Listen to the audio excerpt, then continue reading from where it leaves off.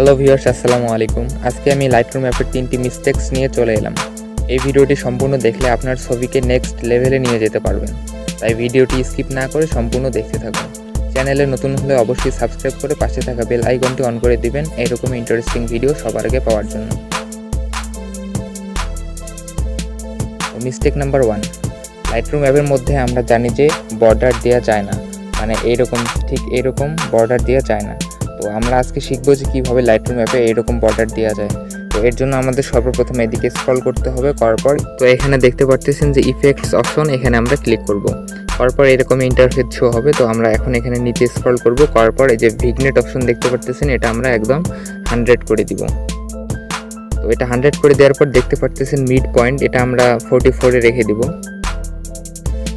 তো আপনাদের পিক অনুযায়ী আপনারা এটা করে নেবেন।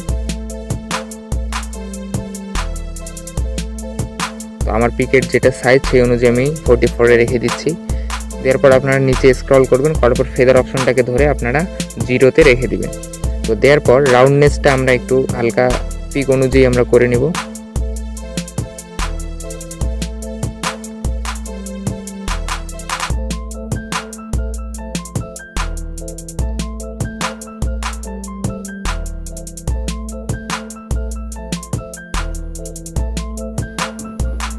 তো ভিউয়ার্স দেখতে পাচ্ছেন আমাদের পিকচারে বর্ডার অ্যাড হয়ে গেছে। তো আপনারা এইভাবে বর্ডার দিয়ে নিতে পারবেন। মিস্টেক নাম্বার 2, তো আমাদের দ্বিতীয় মিস্টেকসটা হচ্ছে যে আমরা ইফেক্ট অপশনে থেকে আমরা এই যে ভিগনেটটা আমরা যদি এরকম করে দিই তাহলে খুবই খারাপ দেখা যায়। সাইডে দেখতে পাচ্ছেন খুবই খারাপ দেখা যাচ্ছে, মানে ফিনিশিংটা ঠিক মতো হচ্ছে না। তো এর জন্য আমরা সিম্পলি এদিকে স্ক্রল করব। করার পর যাদের প্রো অ্যাপ আছে লাইটরুম, তারা এই সিলেক্টিভ অপশনে ক্লিক করবেন। তো সিলেক্টিভ অপশনে ক্লিক করার পর আমাদের এই প্লাস আইকন দেখতে পাচ্ছেন, এখানে ক্লিক করতে হবে। তো করার পর এই যে মাঝখানে যে অপশনটা দেখতে পাচ্ছেন, এখানে আমরা সিলেক্ট করে দিব। দেওয়ার পর আমরা পিকের মাঝখানে এরকম করে ধরে জাস্ট আমাদের সাবজেক্টটা সিলেক্ট করে নিতে হবে।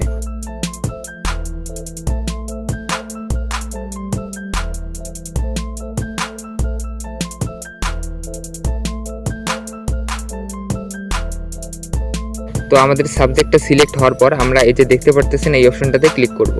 তো আমরা এই অপশনে ক্লিক করার পর দেখতে পাচ্ছেন অলরেডি আমাদের ব্যাকগ্রাউন্ডটি সিলেক্ট করে নিয়েছে।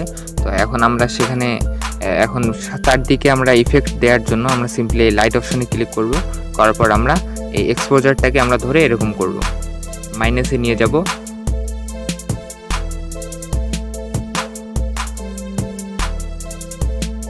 দেখতে পাচ্ছেন আমাদের পিকের যে ভিগনেটটা সুন্দরভাবে ফিনিশিংভাবে হয়ে যাচ্ছে। তো এভাবে আপনারা চাইলে ভিগনেটটা দিয়ে নিতে পারেন, তাহলে কোনো সমস্যা হবে না, একদম রিয়েলিস্টিক বোঝা যাবে। মিস্টেক নাম্বার 3, তো কম বেশি আমরা ক্রপ অপশনে সবাই জানি, কিন্তু ক্রপ অপশনে আরও একটি নতুন ফিচার আছে, সেটা আমরা কেউই জানি না। তো আজকে সেটা আমরা দেখব। এর জন্য আমরা এই ক্রপ অপশনে ক্লিক করব। করার পর দেখতে পাচ্ছেন আমাদের পিকচারটা কিন্তু মানে তোলার সময় বাঁকা করে তোলা হয়েছে, মানে অ্যাঙ্গেলটা ঠিক ছিল না। তো এটা আমাদের অটোমেটিক ক্রপ করার জন্য সিম্পলি আমরা এদিকে স্ক্রল করব। করার পর দেখতে পাচ্ছেন এই অপশনটা আমরা এখানে ক্লিক করব। করার পর একটু লোডিং নেবে, নেওয়ার পর আমাদের একদম অটোমেটিক সাইজটা আমাদের ঠিক করে দিয়ে দিবে।